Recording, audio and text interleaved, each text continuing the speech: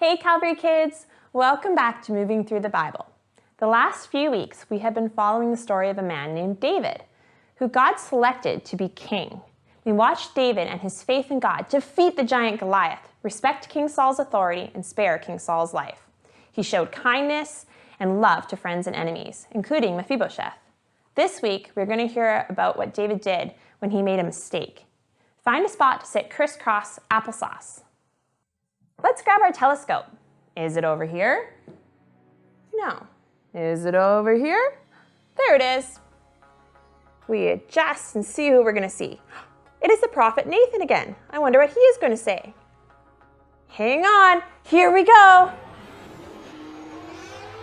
We made it. In front of us, we see Nathan. He is very upset looking, and he is talking to God. We come up to a standing position.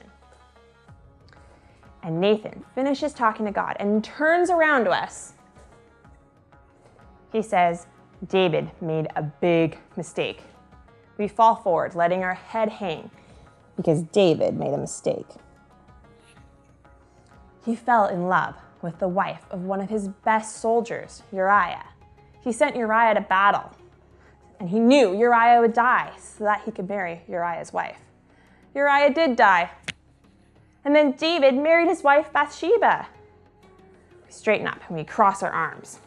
We know that was a terrible thing to do. We are shocked David could do such a horrible thing. But then we remember, David is human and humans make mistakes. We see Nathan heading out the door to go talk to David. There's some pigs nearby.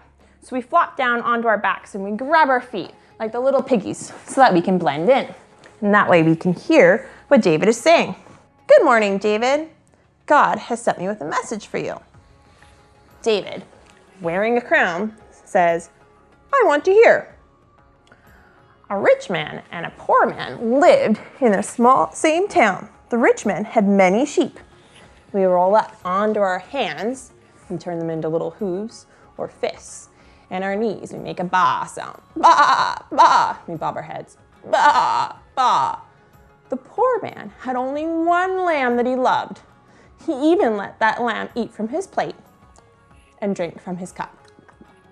It slept on his lap. It was his pet.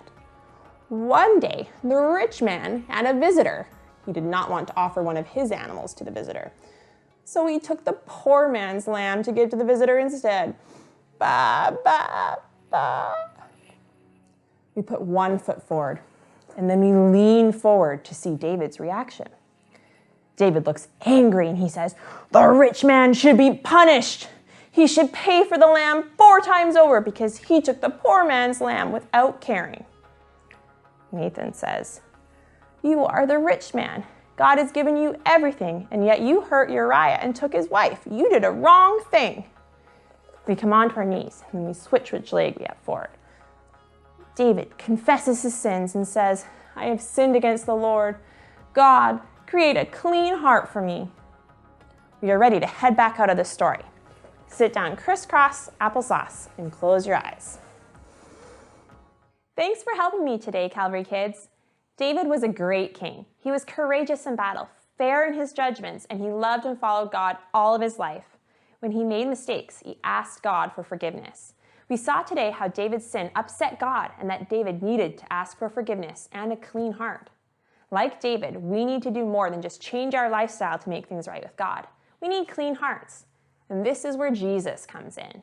When we choose to follow Jesus, he makes things right with God for us and gives us new hearts, just like he promises. The Lord will keep all of his promises. He is faithful in everything he does. That's Psalm 145, verse 13. Thank you for joining me today. Until next time, Calvary kids.